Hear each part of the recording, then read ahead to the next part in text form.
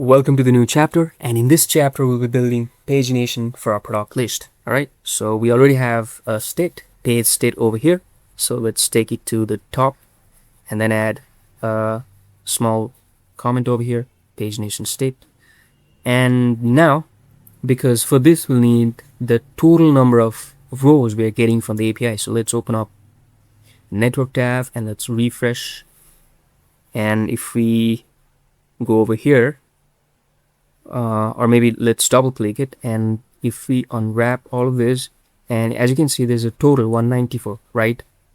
So that's the total number of product we get from the API, right? So let's go ahead and pagination buttons, and let's now say data and data the total. If we have total more than 0, only in that case we'll be displaying the buttons. So add stack, spacing will be 2, I think. All right, and justify will be center, and after that let's also put wrap, and wrap will be wrap like that, empty will be it, right?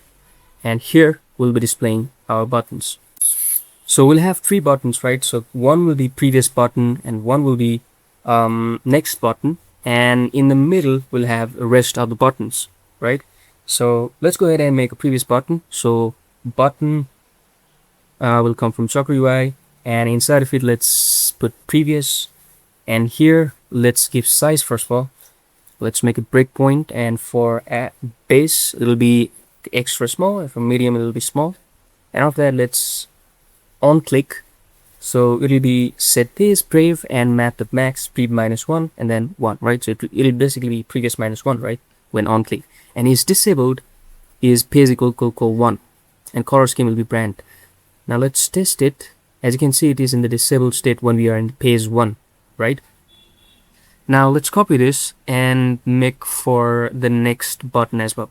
So here what we have to change is this one, previous +1, and then is disabled will be it should be data the total by limit, right? So let's add math.sil and data the total by limit. So that's it. So here we are setting the page, right? And the page state will change, and it'll change in the API, right? So let's go ahead and open up network tab and let's click next. And as you can see, it's not working, right? So let's refresh the page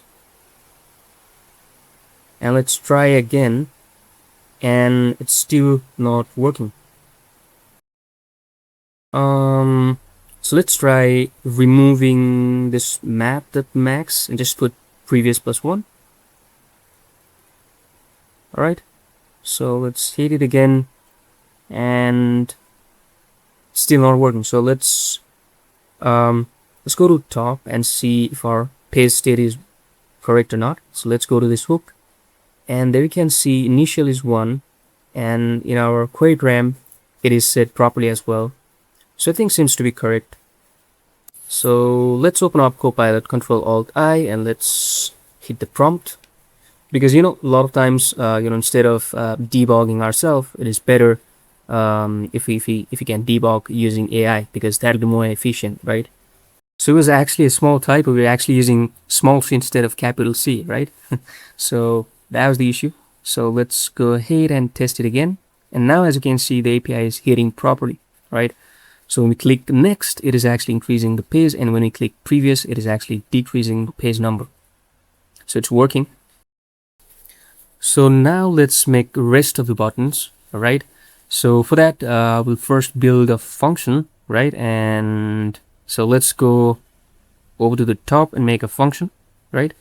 So here, remove this, and then let's go here, and then let's const get page numbers, and this will be a function. So it'll take 2 arguments. One will be current and another one will be total. So const delta is going to be 1. We'll understand it later, right? So let's first of all make it pages around current page. Wins will be empty. Left will be math.max, and then there's going to be 1 current minus delta, and right is going to be total current plus delta. All right. So for let I equal 1, I less than left, I plus plus. This one is actually for left, right?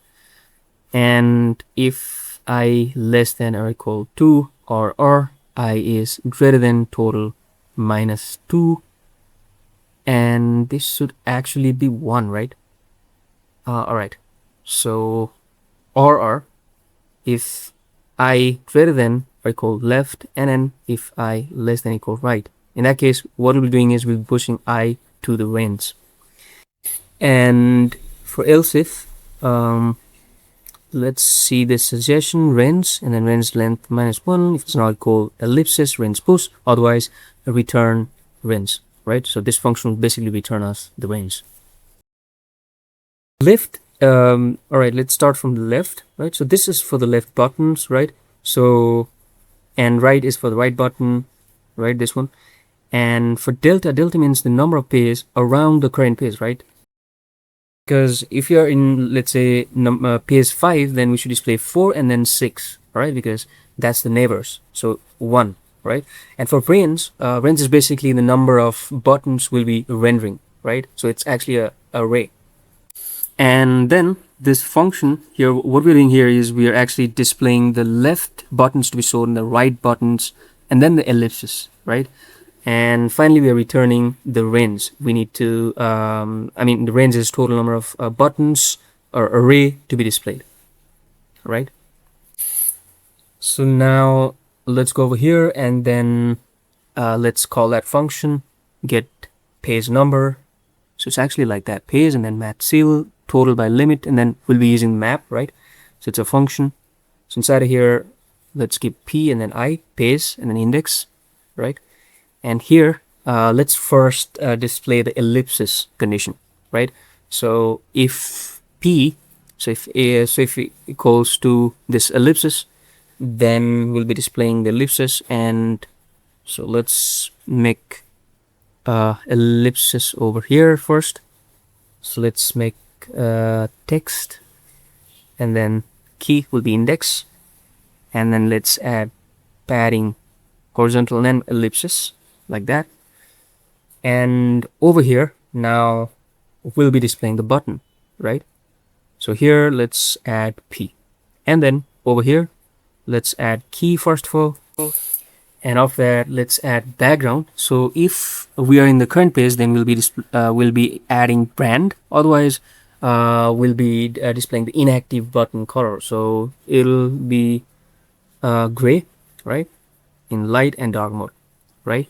So if you are in current page, we'll be making it brand, otherwise it'll be gray. And for on click, what we'll basically do is set the pace, right?